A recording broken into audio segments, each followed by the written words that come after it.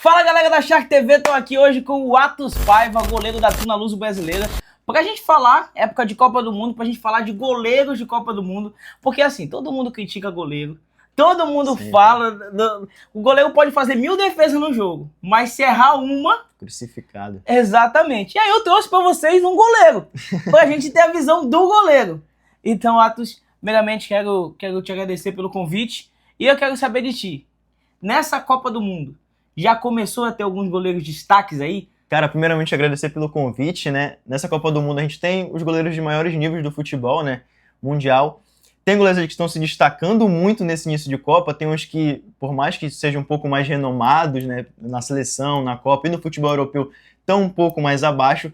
Mas assim, principalmente nessa primeira rodada, cara, a quantidade de goleiros que se destacou foi absurdo. Até goleiros que a gente nem esperava, no caso do Vozinha, da seleção de Cabo Verde, que é uma seleção que também está crescente absurda, veio no empate absurdo contra a forte equipe do Uruguai. E a gente já vem falando do Uruguai, um goleiro que já está um pouco embaixo, que é o Muslera, né? Já está, salvo engano, na terceira ou quarta Copa dele, né? Se esperava um pouco mais dele, mas estava dando mais inclinada ali. E goleiro de destaque a gente pode destacar vários mesmo. O próprio Courtois fez uma partida muito segura. O próprio Vozinha, apesar de não foi tão exigido nesse último jogo, mas está fazendo uma Copa muito segura.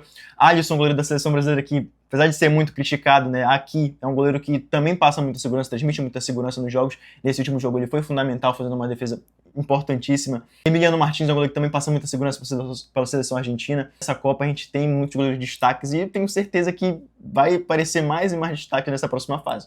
É isso, cara. E assim, comecei logo falando isso porque realmente a galera fala muito. Mano, tipo assim, tem jogo que tipo, o goleiro faz 10 defesas e vira o vilão por errar um lance. Né? A gente começou a Copa do Mundo, tu falaste bem do Alisson. O Alisson é um goleiro que na seleção brasileira ele é muito criticado. Ninguém fala dele no Liverpool, porque tipo assim, a carreira do Alisson no futebol da Premier League é assim, absurda. Mas na seleção brasileira ele é muito criticado mesmo. E sabe o que ele é criticado pra caramba? Principalmente da última Copa do Mundo, que o Brasil acabou sendo eliminado nos pênaltis. O Atos é um goleiro que ele é conhecido aqui na base do futebol paraense justamente por ele ter essa habilidade. Teve alguns pênaltis aí, né, Atos? Alguns, que tu já defendeu aí. Alguns que dá pra contar aí um pouquinho. Alguns decisivos aí, cara. E assim, em relação à seleção brasileira, tu acha que hoje a safra de goleiros no Brasil é uma safra positiva? A gente tava até numa live conversando sobre isso. Porque a gente tem o Alisson, o Ederson e o Everton, que são os convocados, mas muitos colegas ali ficaram naquele, poderia estar na Copa, não poderia. O Hugo Souza é um exemplo, né? O Fábio do Cruzeiro. Como é que tu vê a safra de goleiros do futebol brasileiro atualmente? Cara, assim, essa safra que tá vindo agora é uma safra jovem e muito boa. No caso do próprio Hugo, o Brazão, goleiro do Santos, que é absurdo, o Léo Jardim do Vasco, tem goleiros muito bons de fato mesmo. O próprio Fábio, que já é um goleiro muito mais experiente, que na minha concepção deveria ter um espaço nessa seleção, deveria de fato mesmo, porque o futebol que ele apresenta no Campeonato Brasileiro, principalmente no Mundial de Clubes que teve... Ele nunca ter tido uma chance, e se for pegar essa característica de pegar pênalti, o Fábio é incontestável. O Fábio também pega muito pênalti, já decidiu Copa do Brasil, para quem acompanha mais o futebol brasileiro, decidiu Copa do Brasil nos pênaltis, né? Então ele não ter tido uma chance, a gente fica assim meio, poxa, por que será? Esses 3 goleiros que estão na seleção hoje são goleiros de níveis absurdos. O Ederson está no Fenerbahçe, né? Veio um pouquinho assim de uma fase meio contestável, mas... né, a gente não pode contestar esse lugar de segundo goleiro para ele. Alisson hoje, por mais que, né, haja essa dúvida em relação a ele, né, mas é um goleiro assim que na minha concepção se torna até geracional, tanto que na Premier League é incontestável a qualidade dele. Muitos goleiros têm até ele... Copas, né?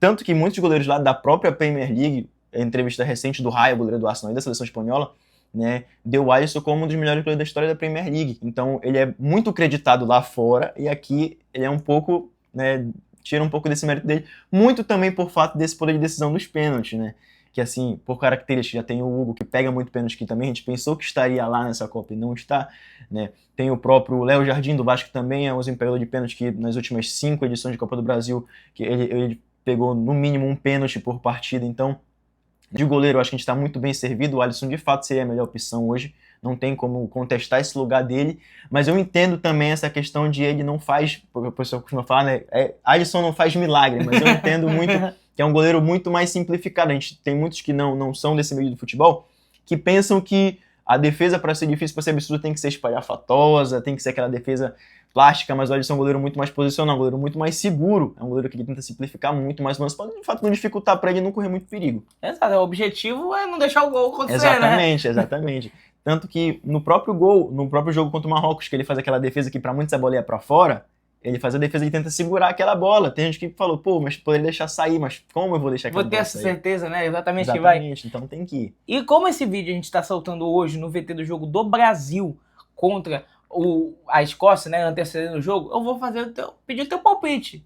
Qual é o teu palpite para esse jogo, Brasil e Escócia? Classificar em primeiro, classificar em segundo? Cara, assim, eu tô confiante, eu tô bem confiante na seleção brasileira, né? Acho que o Ancelotti tem que botar o Endrick pra jogar, porque é um moleque que tem estrela, né? Acho que assim no primeiro tempo vai ser um pouco amarrado, porque a seleção da Escócia é uma seleção que marca bastante. Eu vi no jogo contra o Marrocos, que é uma seleção que é bem compactada na questão da marcação, mas acho que o Brasil vai conseguir quebrar essas linhas, ainda mais, né? Vindo com nossos pontas que são muito habilidosos no jogo contra a Haiti. Foi um jogo muito de transição, onde acionaram muitos pontos nas costas.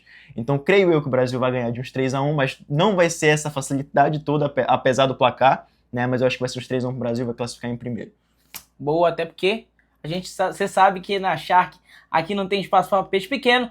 Então, bora que tem Brasil daqui a pouquinho. Vamos para cima!